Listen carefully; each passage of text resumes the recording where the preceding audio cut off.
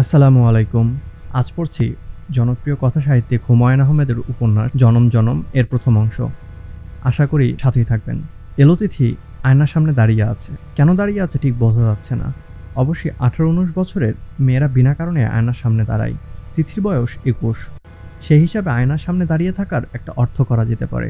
এই বয়সের মেয়েরা অন্যের মাঝে নিজের ছায়া দেখতে ভালোবাসে, যে কারণে পুকুর দেখলেই পুকুরের পানির উপর ঝুঁকে পড়ে, আয়নার সামনে থমকে দাঁড়ায়। নিজেকে দেখতে বড় ভালো লাগে। তিথির বয়স 21 হলেও এসব যুক্তি তার বেলায় খাটছে না, কারণ ঘর অন্ধকার। আয়নায় কিছুই দেখা যাচ্ছে না, যদিও বাইরের শেষ বেলার আলো এখনো আছে। সে আলোর খানিকটা এ ঘরে আসা উচিত, কিন্তু আসছে না। বৃষ্টি নেই, দরজা জানালা অবশ্যই খোলা হয়নি, কারণ আবার বৃষ্টি আসবে। আকাশে মেঘ জমতে শুরু করেছে। এই ঘরে সে ছাড়া আরও একজন মানুষ আছে। তার বাবা শিয়ালজানি হাই স্কুলের রিটায়ার্ড অ্যাসিস্ট্যান্ট হেডমাস্টার জালালউদ্দিন সাহেব। জালালউদ্দিন সাহেব চাদর মুড়িতে ঘুমাচ্ছিলেন। খানিকক্ষণ আগে তার ঘুম ভেঙেছে। তিনি মেয়ের দিকে তাকিয়ে আছেন। তার চোখে সমস্যা আছে, চোখ নষ্ট, কিছুই দেখতে পান না। কড়া রোদে আবছা আবছা কিছু দেখেন। সত্যিই দেখেন না, কল্পনা করে নেন তা বোঝা মুশকিল।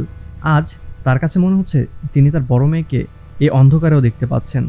শ্যামলা মেয়েটির বালিকার মতো সরল মুখ, বড় বড় চোখ, সব তিনি পরিষ্কার দেখতে পাচ্ছেন। কি আশ্চর্য কাণ্ড! জালালউদ্দিন সাহেব প্রচণ্ড উত্তেজনা বোধ করলেন। তার চোখ তাহলে সেরে গেল নাকি? গত 7 দিন ধরে একটা কবিরাজের ওষুধ তিনি চোখে দিচ্ছেন, নেত্রসুধা। ওষুধটা মনে হচ্ছে কাজ করেছে। জালালউদ্দিন চিকন গলায় ডাকলেন, ও তিথি। তিথি বাবার দিকে ফিরে তাকালো, কিছু বলল না। চোখে পরিষ্কার দেখতে পাচ্ছি রে মা। তোর পরনে লাল শাড়ি না? পরিষ্কার দেখতে পাচ্ছি। তিথি বলল, শাড়ির রং নীল। বলেই সে ঘর থেকে বেরিয়ে এলো। আজ সে বাইরে যাবে। বাইরে যাবার আগে কারো সঙ্গে কথা বলতে তার ভালো লাগে না। তিথি বারান্দায় দাঁড়িয়ে আকাশের দিকে তাকিয়ে রইল।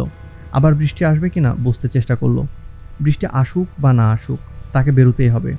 সে রান্নাঘরে ঢুকলো। রান্নাঘরে তিথির মা মিনু চুলা ধরানোর চেষ্টা করছে। কাঠ ভেজা, কিছুতেই আগুন ধরছে না। বোতল থেকে কেরোসিন ঢাললেও লাভ হয় না। ধপ করে জ্বলে উঠে কিছুক্ষণ পর আগুন নিভে যায়। কুণ্ডুলি পাকিয়ে ধুয়ো বেরোতে থাকে। তিথি একটা মোড়ায় বসে মাকে দেখছে। মিনু বিরক্তি গলায় বললেন, তুই বসে বসে ধোঁয়া খাচ্ছিস কেন? বারান্দায় গিয়ে বস। তিথি নিঃশব্দে উঠে এলো। বারান্দায় এসে দাঁড়ালো।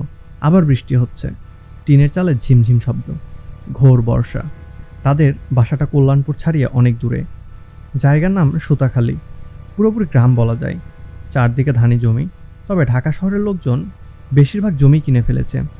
3 ফুট উঁচু দেয়াল দিয়ে সাইনবোর্ড ঝুলিয়ে দিয়েছে, দিস প্রপার্টি বিলংস টু। দেয়াল ঘেরা অংশে পানি থই থই করে। পানির বুক চিরে যখন তখন হলুদ রঙের সাপ সাঁতরে যায়। জায়গাটায় সাপখোপের খুবই উপদ্রব। তবে অবশ্য নিশ্চয়ই এরকম থাকবে না। 3-4 বছরের মধ্যেই 4-5 তলা দালান উঠে যাবে। ইলেকট্রিসিটি, গ্যাস চলে আসবে। সন্ধ্যাবেলা চারদিক ঝলমল করবে।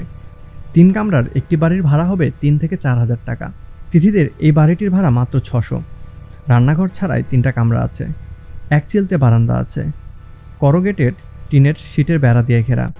রান্নাঘরের পাশে 3টা পেঁপে গাছ আছে। 3টা গাছেই প্রচুর পেঁপে হয়। 600 টাকায় এই বা মন্দ কি? মিনু চায়ের কাপ দিয়ে বারান্দায় এসে বিরক্ত মুখে বললেন, আবার বৃষ্টি নামলো। এই বৃষ্টির মধ্যে যাবে কিভাবে? তিথি জবাব দিল না। আকাশের মেঘের দিকে তাকালো। মেঘ দেখতে সব মেয়েরই বোধহয় ভালো লাগে। তিথির চোখে মুখে এক ধরনের মুগ্ধতা। মিনু বললেন, চায়ের চুমুকতে দেখ, মিষ্টি লাগবে কিনা। চা খাবো না মা, বাবাকে দিয়ে দাও। তোর জন্যই তো বানিয়েছি, তুই খা। ইচ্ছে করছে না। শরীর খারাপ নাকি রে? না, শরীর ভালোই আছে। টুকু ঘরে আছে কিনা দেখো তো মা, আমাকে এগিয়ে দেবে। টুকু ঘরে ছিল, বাবার সাথে চাদর মুড়িতে ঘুমোচ্ছিল। মিনু চাদর সরিয়ে প্রচণ্ড একটা চর বসিয়ে দিলেন। হারামজাদা বাদর, সন্ধ্যাবেলা ঘুম, টান দিয়ে কান ছিঁড়ে ফেলবো। জালালউদ্দিন বিড়বিড় করে বললেন, ঘুমন্ত অবস্থায় মারধর করা ঠিক না, ব্রেন এফেক্ট করে। মিনু তীব্র গলায় বললেন, তুমি চুপ করে থাকো, তোমাকে মারধর করা হয়নি। সামনে চায়ের কাপ আছে, ফেলে একাকার করবে না। বাস স্ট্যান্ডে পৌঁছাবার আগেই হিরুকে দেখা গেল। পানিতে ছপছপ শব্দ করতে করতে আসছে। হিরু তিথির 1 বছরের বড়। মুখ ভর্তি দাড়ি গোঁফ, জঙ্গলের জন্য বয়স অনেক বেশি মনে হয়। হিরুর এক হাতে দড়িতে বাঁধা ইলিশ মাছ, অন্য হাতে টর্চ। ব্যাটারি ফুরিয়ে যাওয়ায় ঝাপসা মতো আলো বেরোচ্ছে। হিরু 5 দিন আগে আদমন চাল কেনার টাকা নিয়ে বাড়ি থেকে বের হয়েছিল। আজ ফিরে এসেছে। তিথি না দেখার ভান করল।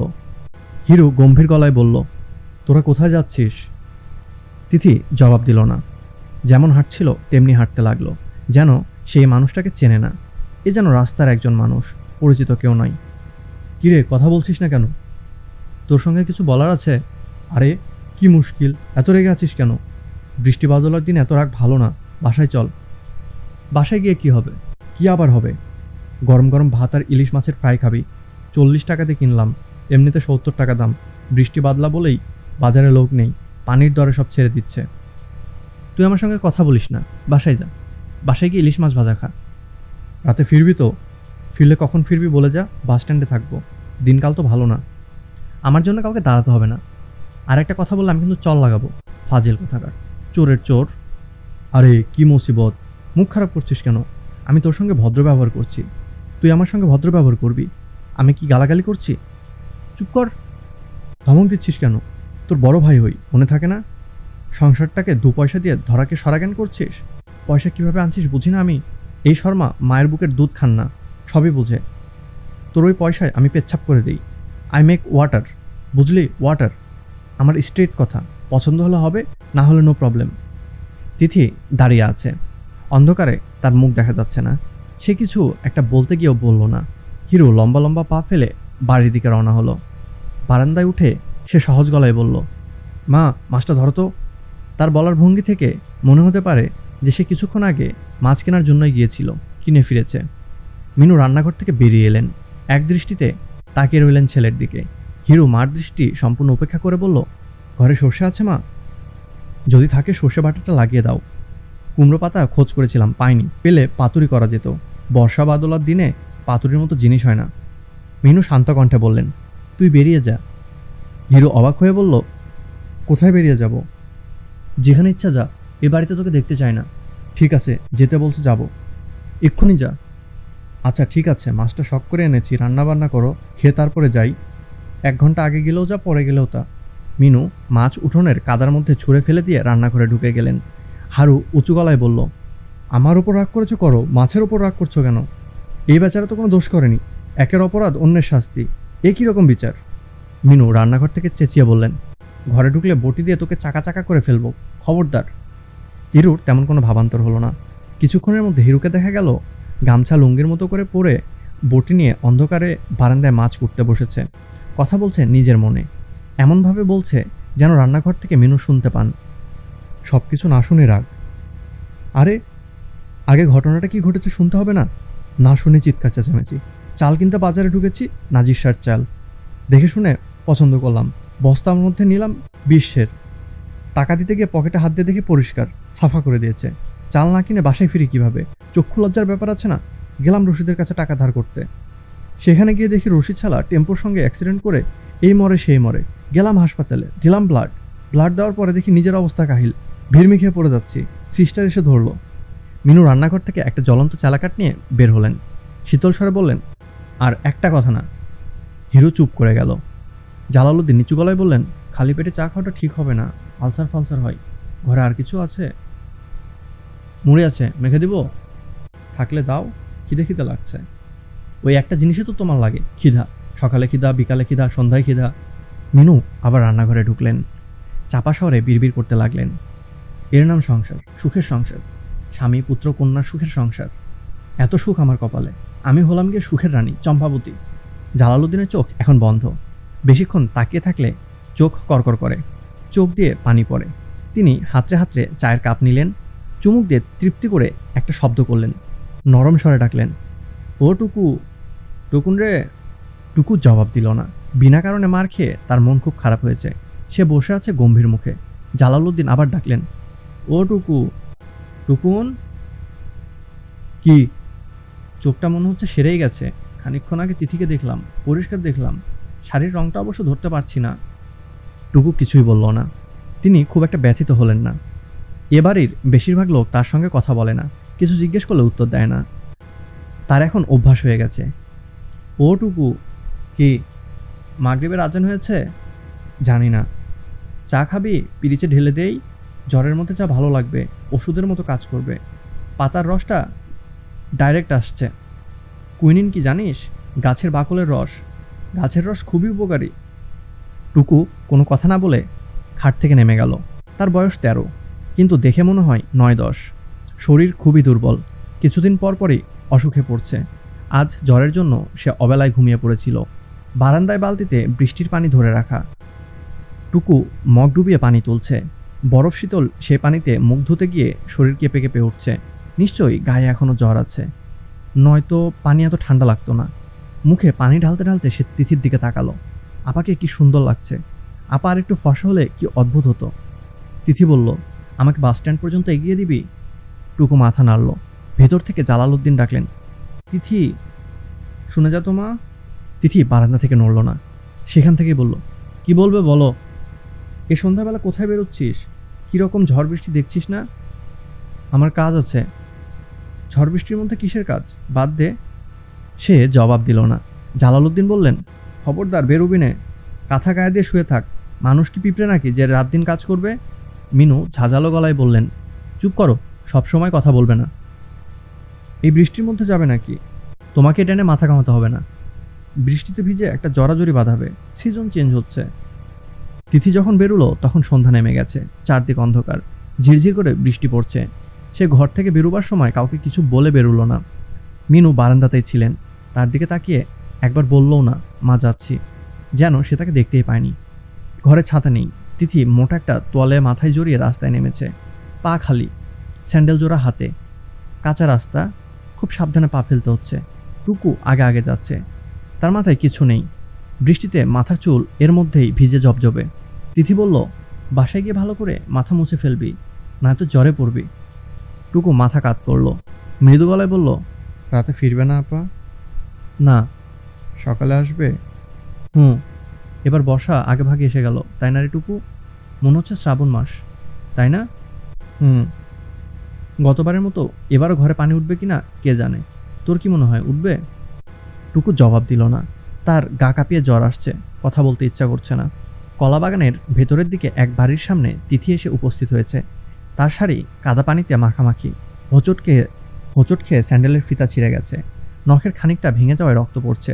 অনেকক্ষণ কড়া নাড়বার পর মাঝবয়সী এক লোক দরজা খুলল। তার গা খালি, হাঁটু পর্যন্ত উঁচুতে লুঙ্গি উঠে আছে। পরার ধরন এমন যে মনে হয় যে কোনো মুহূর্তে খুলে পড়ে যাবে। আর কোলে 3-4 বয়সী একটা বাচ্চা। ভদ্রলোক বাচ্চাকে ঘুম পাড়াতে চেষ্টা করছে। বাচ্চা ঘুমোচ্ছে না, চোখ বন্ধ করে কিছুক্ষণ ঝিম ধরে থাকে, আবার মাথা তুলে হিক জাতীয় বিচিত্র শব্দ করে। তিথি বলল, নাসিম ভাই কেমন আছেন? নাসিম ভাই বিরক্ত গলায় বলল, এই তোমার বিকাল 5টা, কটা বাজে তুমি জানো? তিথি চুপ করে রইল। নাসিম বলল, 8টা 25। তিথি হালকা গলায় বলল, দূরে থাকি, ঝড় বৃষ্টি হচ্ছে তাই দেরি হলো। দূরে তুমি একা থাকো নাকি? অন্যরা থাকে না? কতবার বললাম, খুব ভালো পার্টি, 1000 খানিক টাকা পেয়ে যাবে, বেশিও দিতে পারে। নতুন পয়সা হওয়া পার্টি, এদের টাকার মা বাপ আছে, উপকার করতে চাইলে এই অবস্থা। ভেতরে আসতে দিন নাসিম ভাই, বৃষ্টির মধ্যে দাঁড়িয়ে আছি, মনে হচ্ছে জ্বর এসে যাচ্ছে। আসো আসো, ভিতরে আসো। পা কেটেছো নাকি? হুম। ইস, রক্ত বের হচ্ছে দেখি। যাও বাথরুমে ঢুকে শাড়ি বদলে ফেলো, তোমার ভাবিকে বলো শাড়ি দেবে। আজ রাতে তো আর কিছু পাওয়া যাবে না, ভালো একটা পার্টি চলে গেল। আজ তাহলে চলে যাব? ঝড় বৃষ্টির মধ্যে কোথায় যাবে? কথা বলে সময় নষ্ট করছো কেন? বুকে ঠান্ডা বসে গেলে মুশকিলে পড়বে। নাসিম ভাই, এখানে কোনো জায়গা থেকে টেলিফোন করা যাবে? কোথায় টেলিফোন করবে? তিথি চুপ করে রইল। নাসিম বলল, শোনো তিথি, একটা কথা বলি, মন দিয়ে শোনো। পার্টির সাথে বাড়তি খাতির রাখবে না, যত দূরে থাকা যায়। ফেলো করি মাখো তেল, এর বেশি কিচ্ছুই না। সেরকম কিছু না নাসিম ভাই, সেরকম কিছু না হলেই ভালো। নাসিম ভাই গলা উঁচিয়ে বলল, রিনা, কই চা দাও দেখি। ঘরে স্যাভলন ট্যাবলন আছে? বাথরুমের তাকে দেখো তো। আর এক বান্দরের বাচ্চা তো ঘুমোচ্ছে না, ইচ্ছে করছে আছাড় দিয়ে পেটটা গালিয়ে দেই। চুপ, কানবি না, একদম চুপ। রিনা এসে বাচ্চাটিকে নিয়ে গেল। একবার শুধু সরু চোখে দেখল তিথিকে, আগেও একবার দেখেছে, কখনো কথা হয়নি, আজও হলো না। রিনার বয়স 16-17, এর মধ্যে 2 বাচ্চার মা হয়েছে। তৃতীয় বাচ্চা আসার সময় প্রায় হয়ে এলো। রোগা শরীরের কারণে তার সন্তান ধারণজনিত শারীরিক অস্বাভাবিকতা খুব প্রকট হয়ে চোখে পড়ে। নাসিম বলল, এখানে দাঁড়িয়ে আছো কেন? যাও ভেতরে গিয়ে শাড়ি বদলে আসো, পায়ে কিছু দাও। শাড়ি বদলাবো না, চলে যাব। এত রাতে? রাত বেশি হয়নি, বাস আছে। রাত বিরাতে এরকম চলাফেরা করা ভালো না, কখন কোন বিপদ হয়। রিনা চা নিয়ে চলে এসেছে। এত দ্রুত সে চা বানালো কি করে কে জানে। মেয়েটা খুবই কাজের। তিথির চা খেতে ইচ্ছা করছে না, মাথায় যন্ত্রণা হচ্ছে, জ্বর আসবে কিনা কে জানে। নাসিম পিরিচে ঢেলে বড় বড় চুমুকে চা খাচ্ছে। প্রতিবার চুমুক দিয়ে আহ করে একটা শব্দ করছে। সামান্য চায়ে এত তৃপ্তি। কিছু কিছু মানুষ খুব অল্পতে সুখী হয়। তিথি, জি। থাকতে চাইলে থাকো, অসুবিধা নেই। খালি ঘর আছে। না, থাকবো না। পরশু একবার এসো, দেখি যদি এর মধ্যে ভালো কোনো পার্টি পাই। ফরেনার পাওয়া গেলে ভালো। এদের দরাজ দিল, খুশি হলে হুঁশ থাকে না।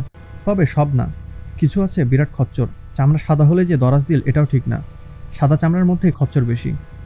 নাসিম ভাই নিজেই ছাতা হাতে তিথিকে বাসে তুলে দিতে গেল। যাবে জানা কথা, যে অল্প কিছু ভালো মানুষের সংস্পর্শে তিথি এসেছে নাসিম ভাই তাদেরই একজন।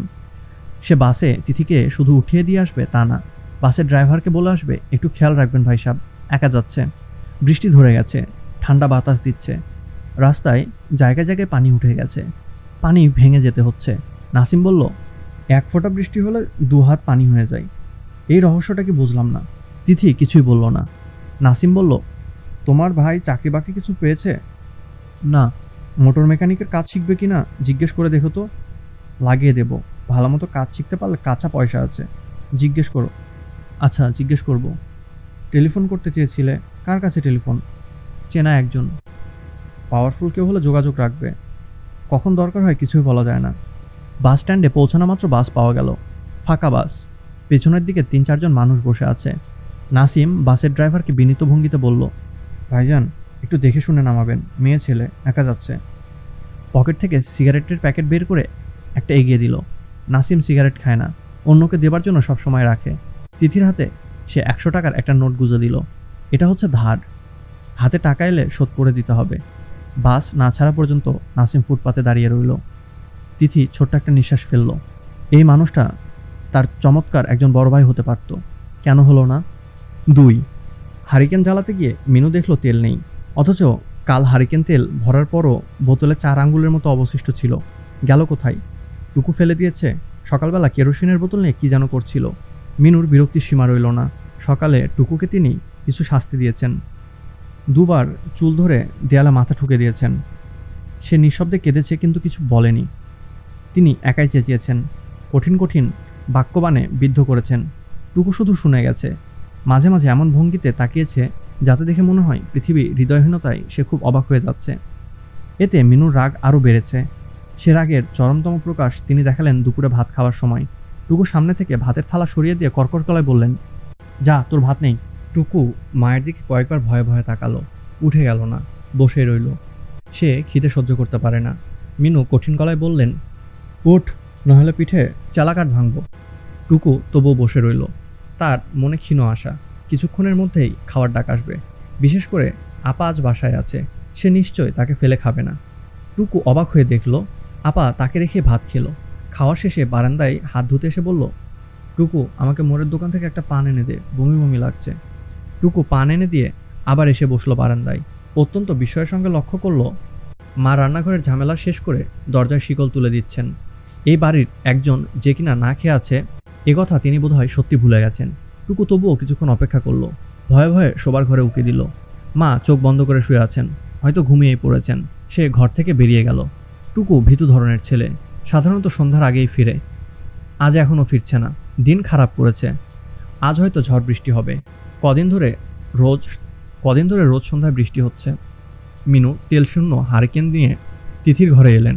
তিথি চাদর গায়ে বিছানায় বসে আছে, তার গায়ে জ্বর। ওই দিন বৃষ্টিতে ভেজার পর থেকে সে জ্বরে পড়েছে। এখন জ্বর খানিকটা বেড়েছে। খোলা জানালা দিয়ে যে বাতাস আসছে তা তেমন ঠান্ডা নয়, তবু তিথির গা শিরশির করছে। উঠে জানালা বন্ধ করতে ইচ্ছা করছে না। মিনু ঘরে ঢুকে বললেন, 4 আঙ্গুল তেল ছিল বোতলে, কোথায় গেল জানিস? তিথি বলল, জানি না, বাতাসে তো উড়ে যায় নাই, বিড়াল ফেলে দিয়েছে হয়তো। এখন কাকে দিয়ে তেল আনাই? টুকু আসেনি এখনো? না, ও এলে এনে দেবে। তুমি জানালাটা বন্ধ করে দাও তো মা, ঠান্ডা লাগছে।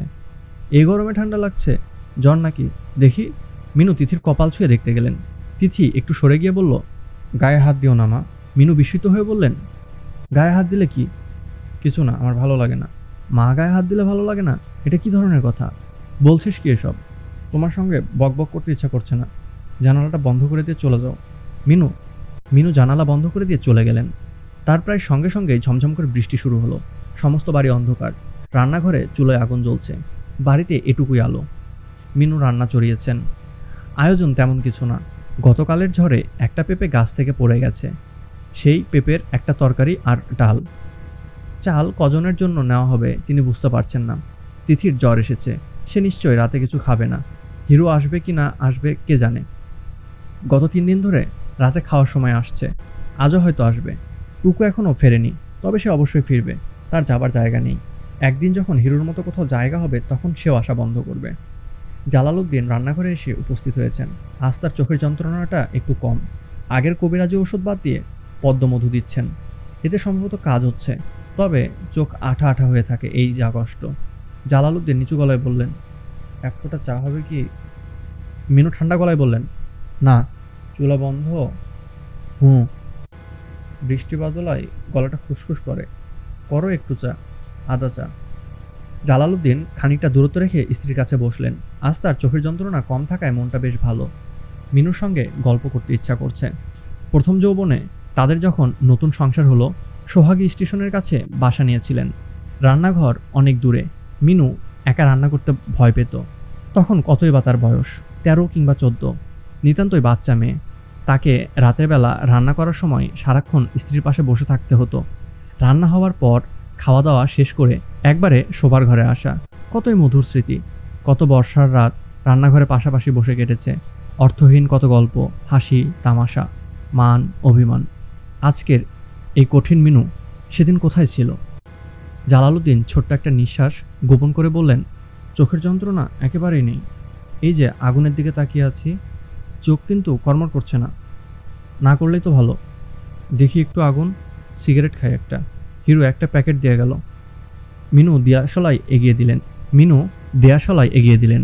জালালউদ্দিন সিগারেট ধরিয়ে হৃষ্টচিত্তে টানতে লাগলেন। নরম গলায় বললেন, পদ্মমধু আসলে খুবই ভালো মেডিসিন। তবে খাঁটি জিনিস হতে হবে। দুনিয়া ভর্তি খালি ভেজাল। পাবে কোথায় খাঁটি জিনিস? মিনু জবাব দিলেন না। ডাল চড়িয়েছেন। ডালের হাঁড়ি নামিয়ে অ্যালুমিনিয়ামের একটা মগ চুলোয় বসিয়ে দিলেন। চা হচ্ছে। জালালউদ্দিনের চোখ চকচক করছে। তিনি স্ত্রীর দিকে তাকিয়ে খুশি খুশি গলায় বললেন, চোখ সত্যি সেরে গেলে প্রাইভেট টিউশনি ধরবো। 2-3টা ছেলেকে পড়ালেই 1000-1200 টাকা চলে আসবে। ঢাকা শহরে প্রাইভেট টিউটরের খুবই অভাব। নাই বললেই হয়। তুমি কি বলো? মিনু কিছুই বললেন না। বিচিত্র একটা ভঙ্গি করলেন। জালালউদ্দিন চোখের অসুখের কারণে সেই ভঙ্গি দেখতে পেলেন না। দেখতে পেলে তার মন খুব খারাপ হতো। তিনি বললেন, সংসারটা তখন ঠিক করা যাবে। তারপর হিরো একটা দোকান নেয়ার কথা বলছে। যদি সত্যি সত্যি দেয় টাকা আসবে পানির মতো। দোকান দিচ্ছে? বলল তো, কালই বলল। দোকানে টাকা পাচ্ছে কোথায়? বন্ধু বান্ধব আছে। ঢাকা শহরে বুঝলে মিনু, টাকা পয়সা কোনো সমস্যা না। তবে কায়দা কানুন জানা থাকা চাই। ঢাকা শহরের বাতাসে পয়সা ওড়ে। কেউ ধরতে পারে, কেউ পারে না। মিনু চায়ের কাপ স্বামীর দিকে এগিয়ে দিলেন। জালালউদ্দিন চায়ে চুমুক না দিয়ে বললেন, চমৎকার, তুমি এক কাপ খাও। বৃষ্টি বাদলার দিন, ভালো লাগবে। মিনু বিরক্ত গলায় বললেন, তোমার খাওয়া তুমি খাও, আমাকে নিয়ে ভাবতে হবে না। তিনি তিথির জন্য লেবু শরবত নিয়ে শোবার ঘরে গেলেন। ঘর নিকষ অন্ধকার। এ অন্ধকারে তিথি এখনো আগের মতোই বসে আছে। লেবু শরবত এনেছি, নে। তিথি বলল, কিছু খাবো না, খেতে ইচ্ছা করছে না। টুকু এসেছে? না, বৃষ্টির মধ্যে ভিজছে বোধ হয়। আবার একটা বড় অসুখ বাঁধাবে। মিনু তীব্র গলায় বললেন, আজ আসুক, আমি হারামজাদাকে বিষ ঝাড়ব। তিথি শীতল গলায় বলল, বিষ ঝেড়ে ঝেড়েই তো হারুর এই অবস্থা করেছ, আর না হয় নাই ঝাড়লে। মিনু তিথিকে একটা কঠিন কথা বলতে গিয়েও বললেন না। অনেক কষ্টে নিজেকে সামলালেন। উঠোনে ছপছপ শব্দ হচ্ছে। মিনু বারান্দায় এসে দাঁড়ালেন। টুকু এসেছে বোধহয়। টুকু না, হিরু এসেছে। সে তার মায়ের মুখের উপর টর্চ ফেলে বলল, চারদিকে এমন ডার্ক করে রেখেছ, ব্যাপার কি? তিনি জবাব দিলেন না। হিরু মাকে পাশ কাটিয়ে ঘরে ঢুকতে ঢুকতে বলল, বাতি টাতি জ্বালাও। কারো কোনো সারা শব্দ পাচ্ছি না, সব ঘুমিয়ে পড়েছে নাকি? রাত তো বেশি হয়নি, আপা বাসায় আছে? সে এ কথারও জবাব পেল না। এ বাড়িতে তার অবস্থাও তার বাবার মতো। বেশিরভাগ কথারই কেউ কোনো জবাব দেয় না, জবাব দেওয়ার প্রয়োজন মনে করে না। হিরো অন্ধকারেই গোসল সেরে ফেলল। কেরোসিনের অভাবে বাতি জ্বলছে না জেনেও তার মধ্যে কোনো ভাবান্তর দেখা গেল না। সে অতি উৎসাহে তিথিকে বলতে শুরু করলো, কি করে আছে ব্র্যান্ড নিউ একটা ছাতা জোগাড় করে ফেলেছে। বুঝলি তিথি, বাস থেকে নামার সময় হঠাৎ দেখি আমার পায়ের কাছে একটা ছাতা। আমার পাশে এক গর্ধব নাম্বার 1 বসেছিল। ছাতা না নিয়ে ওই শালা বৃষ্টির মধ্যে নেমে পড়েছে। তুইও ছাতা নিয়ে চলে এলি? হ্যাঁ, আমি না নিলে অন্য কেউ নিত। কি নিত না? ব্র্যান্ড নিউ জিনিস, লেভেলটা পর্যন্ত আছে। আমার সামনে থেকে যা, বকবক করিস না, মাথা ধরেছে। যার কাছেই যাই সেই তো বলে সামনে থেকে যা। আমি যাবোটা কোথায়? একদিন বাড়িঘর ছেড়ে চলে যাব, তখন বুঝবে। চলে যা, তোকে ধরে রাখছে কে? যাবই তো, কয়েকটা দিন, জাস্ট ফিউ ডেজ। একদিন হঠাৎ ফুরুত, পাখি নেই, নো বার্ড। হিরো সিগারেট ধরালো। সিগারেটের আলোয় দেখা গেল সে দাড়ি কেটে ফেলেছে, তবে গোফ এখনো আছে। তিথি বলল, তুই মোটর মেকানিকের কাজ শিখবি? হিরো অবাক হয়ে বলল, আমি আমি মোটর মেকানিকের কাজ শিখবো? ইয়ার কি করছিস? চোর ছাচারের কাজ আমি শিখবো? অন্য কেউ একথা বলে ধাক্কা দিয়ে ফেলে দিতাম। নিহাতি তুই বলে এক্সকিউজ করে দিলাম। হিরো কেরোসিন নিয়ে এসেছে। আশেপাশে খানিকটা খুঁজেও এসেছে, টুকু নেই। এ নিয়ে তার মধ্যে বিন্দুমাত্র উদ্বেগ দেখা গেল না। ভাত খাবার সময় অত্যন্ত সহজভাবে বলল, দু এক রাতে বাইরে না কাটালে ছেলেপুলে শক্ত হয় না, থাকুক বাইরে। হার্ড লাইফ সম্পর্কে ধারণা হোক। মেয়ে হলে ভয়ের কথা ছিল, মেয়ে তো না। মিনু একটা কথাও বললেন না। যথানিয়মে খাওয়া দাওয়া করলেন। বাসনকোসন ধুয়ে রান্নাঘরের শিকল উঠিয়ে দিলেন। রান্নাঘরের কাজ রাতের মতো শেষ হলো। আবার ভোরবেলায় খোলা হবে, গভীর রাতে বন্ধ হবে। এই ছোট্ট ঘরটার পিছনে জীবন কেটে যাবে। তিথির জ্বর বেশ বেড়েছে। রাতে সে কিছু খায়নি। মিনু দুটি আটার রুটি বানিয়ে নিয়ে গিয়েছিলেন। সে বিরক্ত গলায় বলেছে, রুটি বানাতে তোমাকে বলেছে এটাকে? না খেয়ে থাকবে? হ্যাঁ, না খেয়ে থাকবো। তুমি যাও, ঘুমাও। আমার সঙ্গে এরকম করে কথা বলছিস কেন? ভালো করে কথা বলা ভুলে গেছি। এখন আমি শুধু বাইরের মানুষের সঙ্গে ভালো করে কথা বলতে পারি, খুব মিষ্টি করে বলি। মিনু ঘর ছেড়ে বারান্দায় এলেন। উঠোনের পানি বারান্দা ছুঁয়েছে। এবারও কি আগের বছরের মতো ঘরে পানি উঠবে? এবারও হয়তো ঘর বাড়ি ছেড়ে অন্য কোথাও যেতে হবে, কিন্তু যাবেনই বা কোথায়? মিনু সারা রাত বারান্দায় বসে কাটালেন। টুকুর জন্য অপেক্ষা, হয়তোবা তাই। তবে টুকু বাড়ি না ফেরায় তাকে খুব কাতর মনে হলো না। তিনি ছেলে প্রসঙ্গে তেমন কোনো দুশ্চিন্তাও করলেন না, শুধু বসেই রইলেন। শেষ রাতে মেঘ কেটে আকাশে চাঁদ উঠল। সুন্দর জোছনা। একা একা জোছনা দেখতে তার ভালোই লাগে। অথচ হিরো যখন প্রথম কাউকে কিছু না বলে বাইরে রাত কাটালো, কি অসম্ভব দুশ্চিন্তাই না তিনি করেছিলেন। ঘরে একটা মানুষও ঘুমায়নি। এখন সময় পাল্টে গেছে। টুকুর বাড়ি না ফেরায় কারো কিছু আসছে না। নিতান্তই স্বাভাবিক ব্যাপার, যেন সবাই ধরেই নিয়েছে এরকমই হবে। আগামীকাল ভোরে যথাসময়ে সবার ঘুম ভাঙবে। দিনের কাজকর্ম শুরু হবে, আবার রাত আসবে। এর মধ্যে টুকু ফিরে এলে ভালোই, ফিরে না এলেও কিছু আসে যায় না। কে জানে, হয়তোবা ভালোই হয়। তখন হাঁড়িতে চাল কিছু কম দিলেও চলবে। যখন আকাশ ফর্সা হলো, ঠিক তখন মিনু বারান্দা ছেড়ে উঠলেন। অনেকদিন পর ফজরের নামাজ পড়লেন। এ বাড়ি থেকে ধর্মকর্ম উঠে গেছে। ধর্ম সুখী মানুষদের জন্য, যাদের ইহজগতের কামনার পরও পরবর্তী জগতের জন্য কামনা থাকে। তার এখন কোনো কামনা বাসনা নেই, শুধু বেঁচে থাকা। তিনি রান্নাঘরে ঢুকলেন। চুলো ধরাতে খুব বেগ পেতে হলো। শুকনো কাঠ নেই, একেবারে বর্ষা। এবারের বর্ষা তাকে খুব কষ্ট দেবে। তিথির ঘুম ভেঙেছে। মুখ না ধুয়েই সে এসেছে রান্নাঘরে। সে উদ্বিগ্ন গলায় বলল, টুকু বাড়ি ফেরেনি? মিনু খুব স্বাভাবিক ভঙ্গিতে বললেন, না। তোর জ্বর কমেছে? তিথি বলল, তুমি এত সহজ ভঙ্গিতে কথা বলছো কি করে? তোমার চিন্তা লাগছে না? আমার তো চিন্তা টিন্তা নেই। তাই তো দেখছি। তোর কাছে খানিকশো টাকা হবে, চাল কিনতে হবে। ওই দিন না কিনলে? কিনেছি, শেষ হয়েছে। আমি একা খেয়ে শেষ করিনি। বুড়ো বয়সে কি আর শুধু শুধু চাল চিবিয়ে খাওয়া যায়?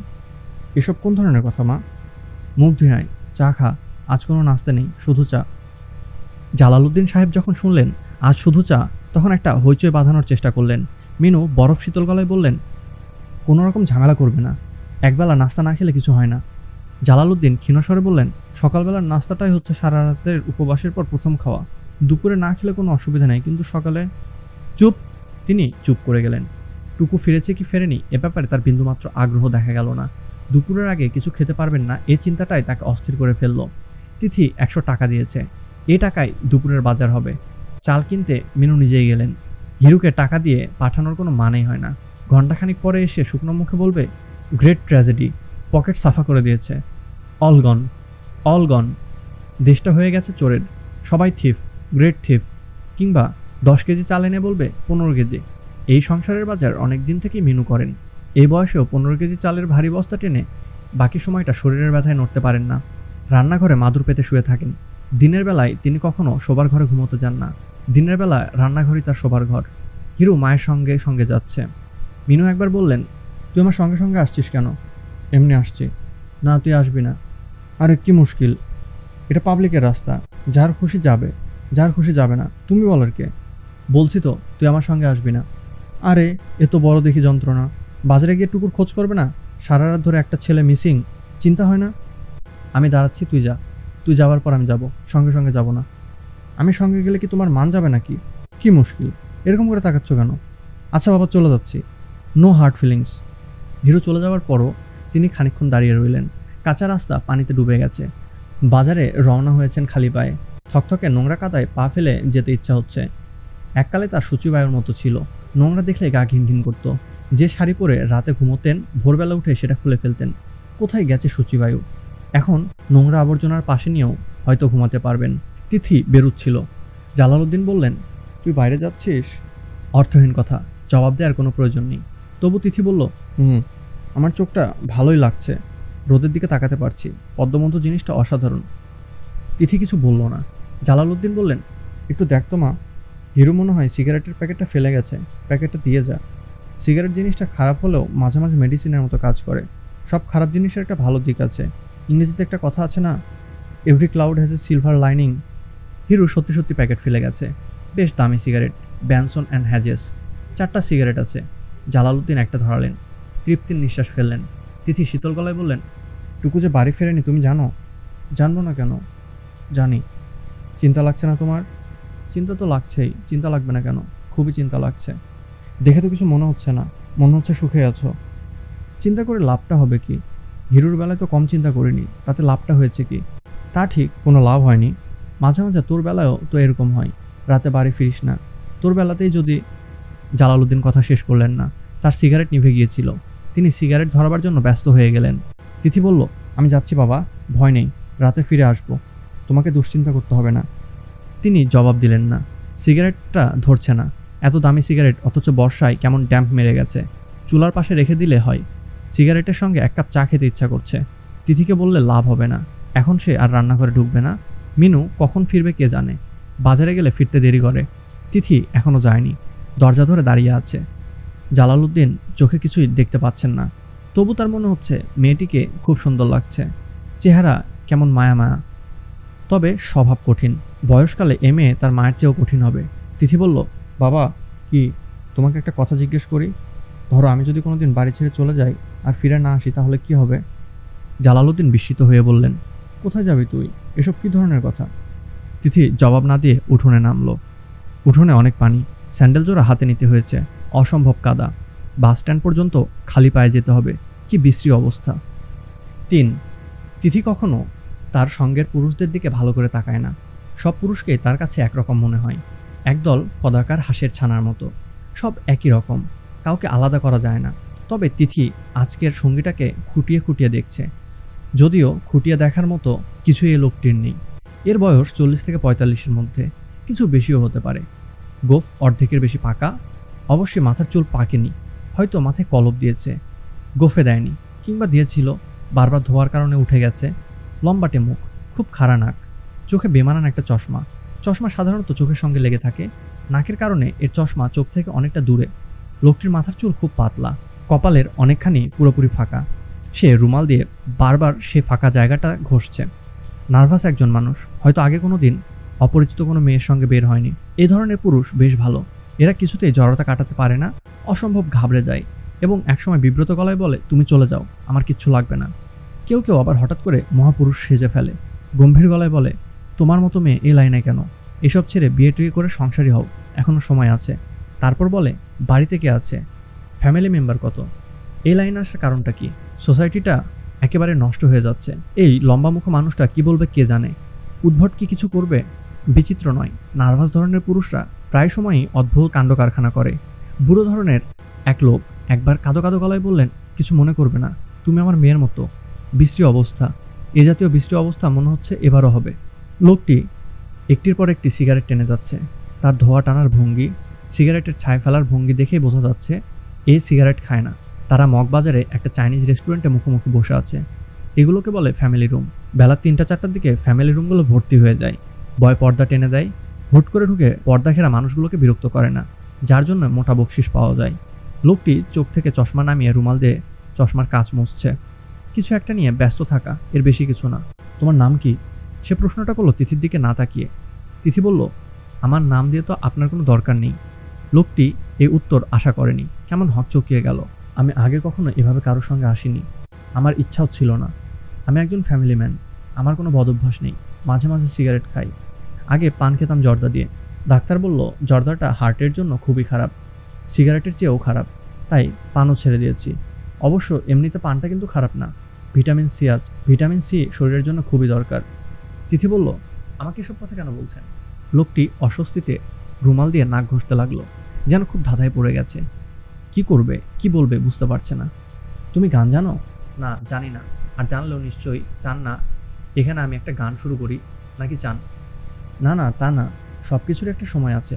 তুমি বসো, আমি সিগারেট নিয়ে আসি। সিগারেট শেষ হয়ে গেছে। একজন বয়কে বললে এনে দিবে, আপনার যেতে হবে না। না থাক, আমি যাচ্ছি। লোকটি দ্রুত বেরিয়ে গেল। তার চলে যাবার ভঙ্গি দেখে মনে হলো সে আর ফিরবে না। না ফিরলে মন্দ হয় না, তিথির ঘুম পাচ্ছে। সে মনে মনে ঠিক করলো মিনিট 10 অপেক্ষা করে চলে যাবে। না, লোকটি চলে যায়নি, সিগারেট নিয়ে ফিরেছে, মুখ ভর্তি পান। তার গায়ের ধবধবে সাদা পাঞ্জাবিতে পানের পিকের দাগ, অথচ একটু আগেই বলেছিলেন পান খায় না। তিথি বলল, আপনি কি আমাকে অন্য কোথাও নিয়ে যাবেন, নাকি সারাক্ষণ এখানেই কাটাবেন? লোকটি খুবই অবাক হয়ে বলল, আমি তোমার কথা বুঝতে পারছি না, কোথায় নিয়ে যাব তোমাকে? সে তো আপনি ঠিক করবেন, কোনো হোটেলে বা আপনার বাসায়। কি সর্বনাশের কথা! বাসায় আমার স্ত্রী আছে, বড় মেয়ে ক্লাস 7-এ পড়ে, আজিমপুর গার্লস স্কুলে। ফরিদা যদি এসব ব্যাপারে কিছু জানতে পারে তাহলে তো আমাকে কিচ্ছুই বলবে না, সোজা ছাদে উঠে ছাদ থেকে লাফিয়ে নিচে পড়ে যাবে। ফরিদা হচ্ছে আমার স্ত্রীর নাম। বুঝতে পেরেছি। খুবই চমৎকার মেয়ে, আদর্শ মা, আদর্শ স্ত্রী। এখন অবশ্য শরীরটা খারাপ, বছর 3 ধরে বিছানায় পড়ে আছে, একেবারে কঙ্কাল। ডাক্তার খুব খারাপ ধরনের অসুখ বলে সন্দেহ করছে, বাঁচবে না। তাই নাকি? হ্যাঁ তাই। তোমার নামটা কিন্তু বলনি। আমার নাম পরি। বাহ, সুন্দর নাম। এটা আসল নাম না নকল নাম? নামের আবার আসল নকল কি আছে? কেন থাকবে না? মানুষের মধ্যেও তো আসল নকল মানুষ আছে, যেমন আমি একজন নকল মানুষ। ভদ্রলোক মনে হচ্ছে খুব ধাঁধায় পড়ে গেছে।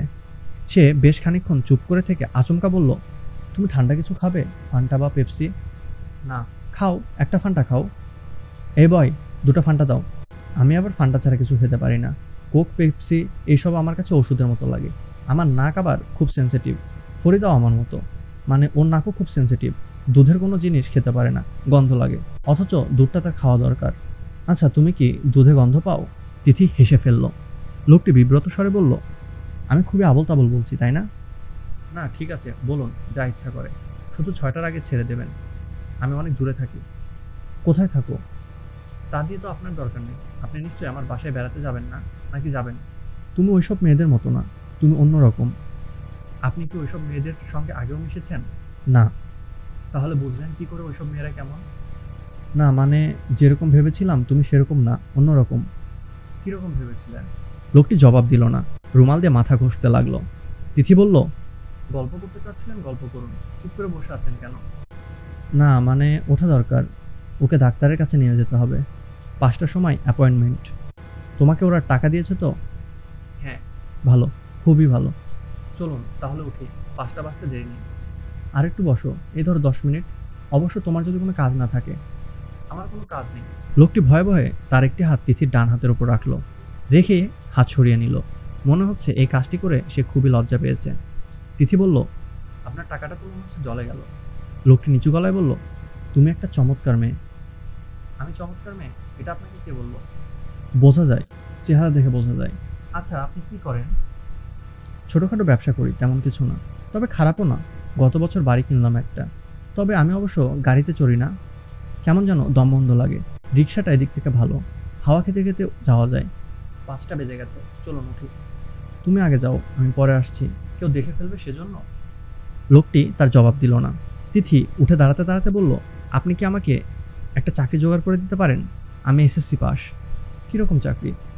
যে কোনো চাকরি, টাইপিস্ট চাকরি বা এই জাতীয় কিছু। টাইপিং জানো? জি না, তবে আমি শিখে নিতে পারবো, আমি খুব দ্রুত শিখতে পারি। আমার কাছে কোনো চাকরি নেই, আমার অফিসে অল্প কিছু কর্মচারী আছে, নতুন লোক নেওয়ার অবস্থা অফিসের নেই। তাছাড়া তাছাড়া কি? হঠাৎ করে সুন্দরী একটা মেয়েকে চাকরি দিলে নানান কথা উঠবে, আমার স্ত্রী শুনতে পেলে মনে কষ্ট পাবে। আমাকে অবশ্য কিছু বলবে না। ছাদ থেকে লাফিয়ে পড়লেও পড়তে পারেন, তাই না? লোকটি উঠে দাঁড়িয়ে মানিব্যাগ থেকে ভিজিটিং কার্ড বের করে নিচু গলায় বলল, এইখানে ঠিকানা আছে, দবির ইন্ডাস্ট্রিজ, 31/3 জিগাতলা। তুমি মাস তিনেক পর একবার খোঁজ নিও। মাস তিনেক পর খোঁজ নিতে বলছেন কেন? আপনার কি ধারণা 3 মাসের মধ্যেই আপনার স্ত্রী ভালো মন্দ কিছু হয়ে যাবে? লোকটি শীতল গলায় বলল, তোমাকে যতটা ভালো মেয়ে আমি ভেবেছিলাম ততটা ভালো তুমি না। তোমার মতো মেয়ে যেরকম সাধারণ হয় তুমি সেরকমই, আলাদা কিছু না। তিথি হেসে ফেলল, হাসতে হাসতে বলল, আমাকে রাগিয়ে দেওয়াটা কিন্তু বুদ্ধিমানের কাজ হয়নি। কার্ডে আপনার বাসার ঠিকানা আছে, যদি সেই ঠিকানায় উপস্থিত হয়ে যায় কি হবে তখন? দবিরউদ্দিন জবাব দিল না, চোখ বড় বড় করে তাকিয়ে রইল। তিথির ঠোঁটে এখন আর হাসি নেই, সে কঠিন চোখে তাকাচ্ছে। দবির এই মেয়েটির দ্রুত ভাবান্তরের রহস্য ধরতে পারছে না, সব কেমন জানি এলোমেলো হয়ে যাচ্ছে। তিথি নিচু গলায় বলল, পুরো টাকাটা জলে ফেলবেন কেন? কিছুটা অন্তত উসুল হোক। ব্লাউজ খুলে ফেলছি, আপনি আমার বুকে হাত দেন। আর যদি তাও না চান, অন্তত তাকিয়ে দেখুন, আপনার অসুস্থ স্ত্রীর বুক নিশ্চয় আমার বুকের মতো সুন্দর না। দবিরের চেহারা ছায়াবর্ণ হয়ে গেছে, সে অল্প অল্প কাঁপছে। তিথির মুখের কঠিন ভাঁজগুলি হঠাৎ সহজ হয়ে গেল। সে বলল, আমি আপনার সঙ্গে ঠাট্টা করছিলাম, আপনি কিছু মনে করবেন না। আপনি চমৎকার মানুষ, চলুন আমরা যাই। আপনারা এতক্ষণ শুনছিলেন প্রখ্যাত কথাসাহিত্যিক হুমায়ুন আহমেদের উপন্যাস জনম জনম এর প্রথম পর্ব। পুরোটা সময় আমাদের সাথে থাকার জন্য ধন্যবাদ। অডিওটি ভালো লাগলে অবশ্যই লাইক করবেন এবং বন্ধুদের সাথে শেয়ার করবেন।